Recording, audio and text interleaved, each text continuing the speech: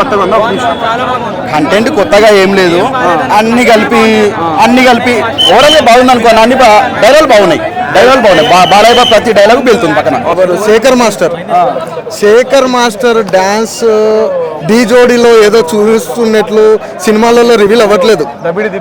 Waste dance విషయంలో అది చాలా కష్టంగా తీశారు అనుకుంటా. బాలయ్య గారికి సూటబుల్ డాన్స్ ఓకే, బట్ మీరు చేస్తున్న దానికి కరెక్ట్ కాదు. అది శేఖర్ మాస్టర్ లో అంత ఏం లేదా, తగ్గిపోయిందా? శేఖర్ మాస్టర్ లో అంత ఏం లేదు. జానీ మాస్టర్ పర్లేదు. జానీ మాస్టర్ కూడా ఏం అంత చూపించలేదు. గేమ్ చేంజర్ లో అన్ని ఫస్ట్ సాంగ్స్ ముందే, డోప్ సాంగ్ లో కూడా జస్ట్ స్టెప్స్ ఆల్రెడీ ముందే రివీల్ చేశారు. అవే మేము మూవీలో చూసాం. ఓకే, అవి ఇంకోటి ఏంది అంటే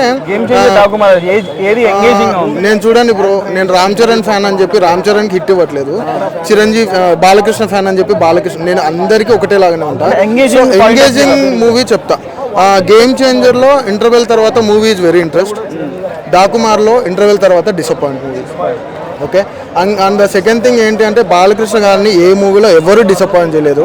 అది బోయపాటి గారు మంచి ఊపిన సినిమాలు చాలా ఉన్నాయి, కానీ చూసిన బాలయ్య ఇందులో చూడలేకపోతున్నాం. సెకండ్ థింగ్ ఏంటంటే పాత సినిమాల బీజిఎం మొత్తం ఇప్పుడు మళ్ళీ కొత్త దాంట్లో యూజ్ చేస్తున్నారు.